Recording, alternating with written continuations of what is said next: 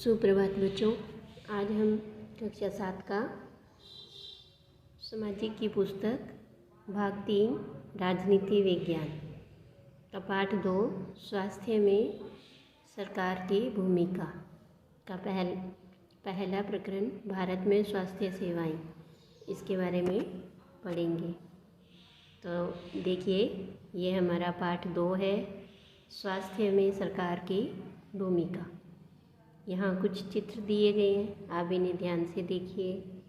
ये इधर सब्जियाँ, इधर छोटी सी बालिका, ये अस्पताल में एक बालक है डॉक्टर के साथ। यहाँ अस्पताल के बेड पर कुछ मरीज लेटे हुए हैं।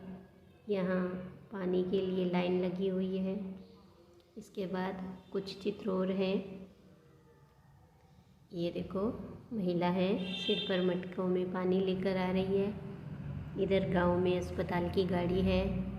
यहाँ कुछ बच्चे खेल रहे हैं। यहाँ ऑपरेशन हो रहा है अस्पताल के अंदर। यहाँ एक नाई के द्वारा बाल काटे जा रहे हैं और इधर एक झोपड़ी का घर दिखाया गया है। तो इन चित्रों को ध्यान से देखा हमने। तो चलिए शुरू करते हैं पाठ, स्वास्थ्य में सरकार की भूमिका। लोकतंत्र में लोगों की यह अपेक्षा रहती है कि सरकार उनके कल्याण के लिए कार्य करे।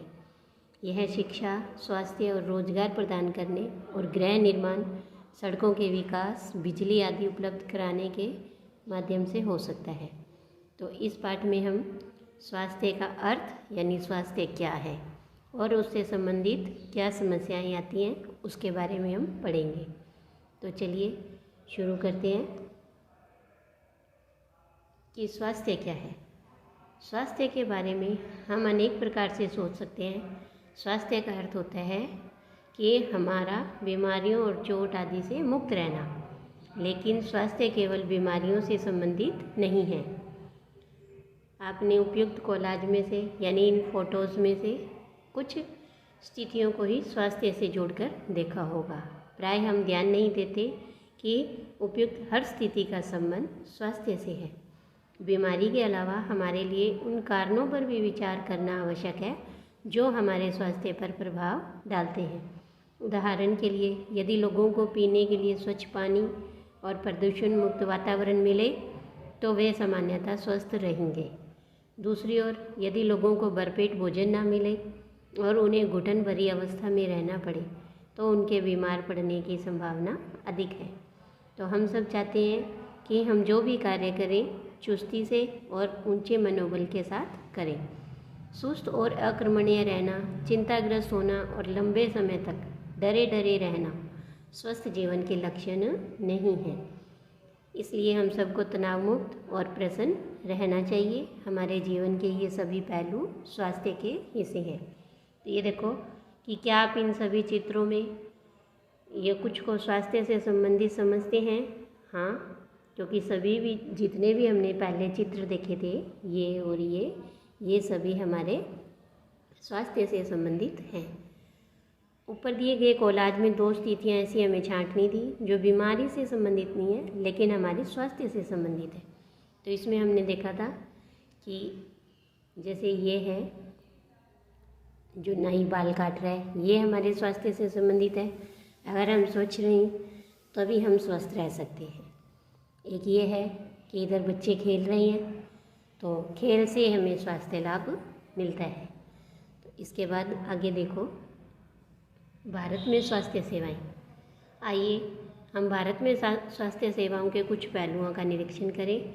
नीचे 2 तालिकाएं दी गई हैं, इनकी हम आपस में तुलना करेंगे कि संसार भर में भारत से सर्वाधिक चिकित्सा महाविद्यालय हैं। पूरे संसार के अंदर जितने भी चिकित्सा के महाविद्यालय यानी कॉलेज हैं वो सबसे ज़्यादा भारत में है और यहाँ सबसे अधिक डॉक्टर तैयार किए जाते हैं। लगभग हर वर्ष 15,000 नए डॉक्टर, अब तो और भी इनकी संख्या बढ़ गई है, लगभग अब ये 30,000 हो गई है। तो लगभग 30,000 डॉक्टर नए तैयार किए जाते हैं। पिछले वर्षों में स्वास्थ्य सेवाओं की सुविधा में काफ़ी वृद्धि हुई है। सन 1950 में भारत में केवल 2,717 ही अस्पताल थे और उसके लगभग 40 वर्षों बाद 1991 में ये 2000 से बढ़कर कितने हो गए? 11,000। और अब 2000 में यह संख्या हो गई है 18,000 और 2020 तक तो ये संख्या लगभग 30-40 हज़ार के आसपास पहुंच चुकी है कि भारत में यह संख्या 30,000 के लगभग हो गई है। इसके बाद अगला पॉइंट देखो आप कि भारत में विदेशों से बहुत बड़ी संख्या में इलाज कराने के लिए चिकित्सा पर्यटक आते हैं। वे उपचार के लिए भारत के कुछ ऐसे अस्पतालों में आते हैं जिनकी तुलना संसार के सबसे अच्छे अस्पतालों से की जाती है। यानी भारत के अंदर पूरी दुनिया के सबसे अच्छे अस्पताल भी हैं। भारत विश्व की दवाई बनाने वाला तीसरा बड़ा देश है और यहाँ से भारी मात्रा में दवाइयों का निर्यात भी होता है, यानी दूसरे देशों को भारत दवाइयाँ देता है। भारत के अधिकांश डॉक्टर शहरी क्षेत्रों में बसते हैं। ग्रामवासियों को डॉक्टर तक पहुँचाने के लिए लंबी दूरी तय करनी पड़ती है। ग्रामीण क्षेत्रों में जनसंख्या के मुकाबले डॉक्टरों की संख्या काफ़ी है, यानी कि गाँवों में जितनी अधिक जनसंख्या है उतने डॉक्टर नहीं हैं। भारत में करीब 5 लाख लोग प्रति वर्ष तपेदिक यानी टीबी से मर जाते हैं और स्वतंत्रता प्राप्ति से अब तक इस संख्या में कोई परिवर्तन नहीं हुआ है। यानी इतने सालों के बाद भी अभी भी हमारे पास सही इलाज नहीं पहुंच पा रहा। हर वर्ष मलेरिया के लगभग 20 लाख मामलों का रिपोर्ट आती है और यह संख्या कम नहीं हो रही है। यानी हर साल 20 लाख लोग मलेरिया से प्रभावित होते हैं। अगला है कि हम सबको पीने का स्वच्छ जल उपलब्ध नहीं करवा पा रहे हैं। संचारणीय बीमारियां पानी के द्वारा एक से दूसरे को लगती हैं, यानी एक से दूसरी जो दूसरे को बीमारी फैलती है उसे हम संचारणीय बीमारियां कहते हैं। और इन बीमारियों में से 21% जल जनित होती है, यानी दूषित जल के कारण फैलती हैं, जैसे हैजा, पेट के कीड़े, हेपेटाइटिस आदि।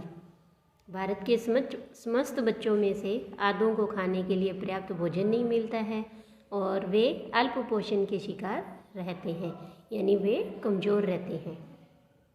ये देखो कि भारत में लगभग यह कहा जाता है कि हम सबको स्वास्थ्य सेवाएं प्रदान करने में असमर्थ हैं क्योंकि सरकार के पास इसके लिए पर्याप्त धन और सुविधाएं नहीं हैं। तो ऊपर जो हमने अभी सारणी पढ़ी थी उसको पढ़ने के बाद क्या आप इसे सही मानते हैं? नहीं, हम ये नहीं कह सकते कि भारत में स्वास्थ्य सेवाएं हम सभी को देने में असमर्थ हैं। हम सभी को स्वास्थ्य सेवाएं दे सकते हैं, लेकिन इसका कारण ये है कि सरकार की गलत नीतियां हैं। गलत नीतियों के कारण स्वास्थ्य सेवाओं में कमी आती है, क्योंकि हमने इससे पहले अभी देखा था कि भारत के अंदर ये देखो सबसे ज़्यादा महाविद्यालय हैं, सबसे ज़्यादा अधिक डॉक्टर तैयार होते हैं, लगभग 30,000 डॉक्टर हैं और 30,000 के लगभग ही अस्पताल हैं और सबसे ज़्यादा डॉक्टर हैं जो शहरी क्षेत्रों में चले जाते हैं। इसीलिए सरकार की गलत नीतियों के कारण हमारे स्वास्थ्य सेवाओं में कमी आती है। बीमारियों से बचाव और उनके उपचार के लिए हमें उचित स्वास्थ्य सेवाएं चाहिए, जैसे स्वास्थ्य केंद्र, अस्पताल, परीक्षण के लिए प्रयोगशालाएं, एम्बुलेंस, ब्लड बैंक आदि, जो मरीज को आवश्यक सेवा और देखभाल उपलब्ध करा सके। और ऐसी सुविधाओं को चलाने के लिए हमें स्वास्थ्य सेवक, नर्स, योग्य डॉक्टर और अन्य विशेषज्ञों की ज़रूरत है जो हमें परामर्श दे सके, रोग की पहचान कर सके और पहचान करके हमारा इलाज कर सके। और मरीजों के इलाज के लिए हमें आवश्यक दवाइयाँ और उपकरण भी चाहिए। जब हम बीमार होते हैं तो अपने इलाज के लिए हमें इन सभी सुविधाओं की ज़रूरत पड़ती है। तो देखा आपने कि भारत में बड़ी संख्या में डॉक्टर, दवाखाने और अस्पताल तो हैं। देश में सार्वजनिक स्वास्थ्य सेवाओं को चलाने का पर्याप्त अनुभव और ज्ञान भी है। ये ऐसे चिकित्सालय और स्वास्थ्य केंद्र हैं जिन्हें सरकार चलाती है, यानी जिनको सरकार चलाती है उन्हें हम सार्वजनिक स्वास्थ्य केंद्र कहते हैं। सरकार अपनी जनसंख्या के एक बड़े भाग की देखभाल करने में समर्थ है, जो सैकड़ों और हजारों गांवों में फैली हुई है। इस विषय पर हम बाद में देखेंगे।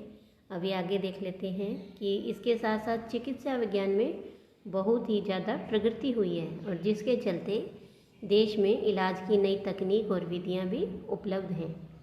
फिर भी दूसरा स्तंभ जो हमने पढ़ा था, दूसरी सारणी, वो ये बताता है कि हमारे देश में स्वास्थ्य की स्थिति कितनी खराब है। उपयुक्त सकारात्मक विकास के बाद भी, यानी इतना कुछ है हमारे पास, है ना, कि डॉक्टर हैं, दवाखाने हैं, अस्पताल हैं, ये सब कुछ होने के बाद भी हम जनता को सही स्वास्थ्य सेवाएं देने में असमर्थ हैं। तो यह विरोधाभास की स्थिति है जो हमारी अपेक्षाओं के विपरीत है। हमारे देश के पास पैसा है, ज्ञान है, अनुभवी डॉक्टर हैं, फिर भी हम सबको स्वास्थ्य सेवाएं देने में असफल हैं। तो इसके क्या कारण हैं? इनके कारण अभी हम थोड़ी देर में देखेंगे आगे। तो यहाँ एक चित्र दिया है, इस चित्र में देखिए कि ये सरकारी अस्पताल का एक चित्र है और इसमें मरीजों को आकर के कैसे ऐसी लंबी लाइन में खड़े होकर इंतज़ार करना पड़ता है। इससे पहले हम एक छोटी सी यहाँ हाकिम शेख की कहानी है, इसे समझ लेते हैं कि हाकिम शेख पश्चिम बंगाल खेत मजदूरी समिति का एक सदस्य था, जो पश्चिमी बंगाल में खेतीहर मजदूरों का एक संगठन है। 1992 में एक शाम वे चलती हुई ट्रेन से गिर गए और उन्हें सिर में गंभीर चोटें आईं। उनकी हालत बहुत नाजुक थी, उन्हें तुरंत इलाज की आवश्यकता थी और उन्हें कोलकाता के एक सरकारी अस्पताल में ले जाया गया, लेकिन उन्हें भर्ती करने से मना कर दिया क्योंकि वहाँ कोई बिस्तर खाली नहीं था। फिर उन्हें दूसरे अस्पताल में ले गई, लेकिन वहाँ सुविधाएं नहीं थी और ज़रूरी विशेषज्ञ नहीं थे। इस प्रकार गंभीर हालत में उन्हें 14 घंटे के अंदर 8 सरकारी अस्पतालों में ले जाया गया, किंतु किसी ने भी उन्हें भर्ती नहीं किया। देखो, 8 घंटे तक वो इधर से उधर घूमता रहा। अंत में उन्हें एक निजी अस्पताल में भर्ती कराया, जहां उनका इलाज हुआ और उन्होंने अपने इलाज पर बहुत पैसा खर्च किया। जिन अस्पतालों ने उन्हें भर्ती करने से इनकार किया, उनके ऐसे रवैये से नाराज़ होकर हाकिम शेख ने क्या किया और PBKMM ने कोर्ट में मुकदमा दायर कर दिया। तो अब आप बताओ, अगर आप एक जज होते, न्यायाधीश होते, तो आप हाकिम शेख को क्या कहते? अगर मैं एक जज होती तो हाकिम शेख को सरकार के द्वारा उन्हें पैसा दिलवाती, क्योंकि सरकार का कर्तव्य है कि वह अपने देश के, अपने राज्य के प्रत्येक नागरिक को स्वास्थ्य सेवाएं उपलब्ध करवाए। और हाकिम शेख के पास उसका ये एक मौलिक अधिकार है कि स्वतंत्रता की, माफ़ कीजिए, कि स्वास्थ्य की सेवा प्राप्त करना। तो इसलिए मैं सरकार को ये उन्हें निर्देशित करती कि उसने जितने अस्पताल, सरकारी अस्पताल में जितना भी खर्च किया है, उसका सारा पैसा उसे वो खर्च सहित उसका भुगतान करें। इसके बाद देखो आप कि ये एक यहाँ छोटी सी कहानी है कि एक इलाज का खर्च, कि अमन और रंजन अच्छे मित्र हैं। रंजन का परिवार साधन संपन्न है, जबकि अमन के माता पिता उसका जैसे तैसे गुजारा कर लेते हैं। तो यहाँ 2 दोस्त दिखाए हैं, अमन और रंजन। रंजन है वो थोड़ा अमीर घर से दिखाया है और अमन के माता पिता मुश्किल से गुजारा कर पाते हैं। अरे अमन, बड़े दिनों बाद मिले हो, कैसे हो? तो वो बोला कि मुझे वायरल हो गया था, अस्पताल जाना पड़ा। वो कहता है, अच्छा, मुझे भी हुआ था, मैं इसी सोमवार से स्कूल आ रहा हूँ। मेरे डैडी किंग्सवे के नए अस्पताल में डॉक्टर को दिखाने ले गए और वहाँ मुझे बहुत अच्छा लगा। अस्पताल की बिल्डिंग ऐसे चकाचक दिखती थी जैसे कोई 5 सितारा होटल है। डैडी कह रहे थे कि यह एक प्राइवेट अस्पताल है और यहाँ बढ़िया से बढ़िया सुविधाएं मिलती हैं। रिसेप्शन काउंटर पर ही डैडी को 500 रुपये देने पड़े।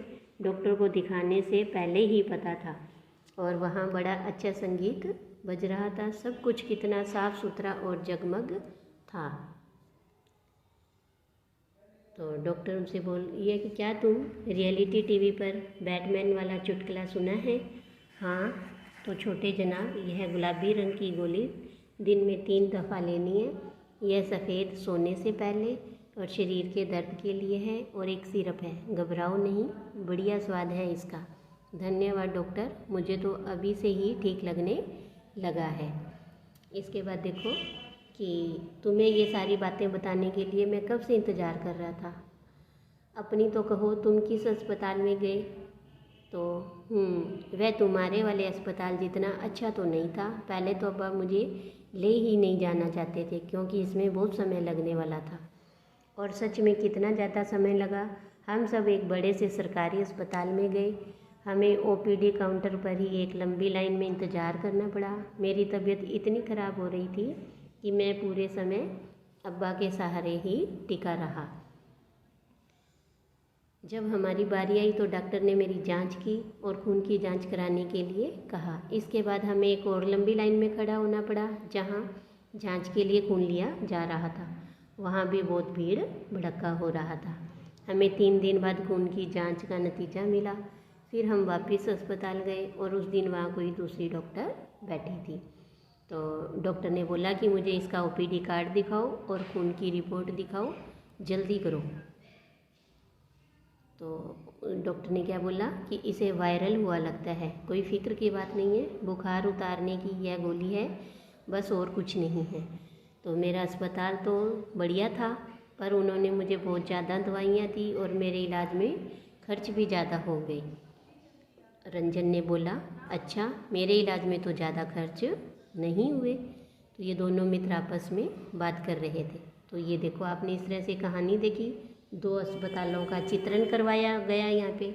तो अब ये देखिए कि अगर जब आप बीमार होते हैं तो आप कहाँ जाते हैं, क्या आपको किन्हीं कठिनाइयों का सामना करना पड़ता है।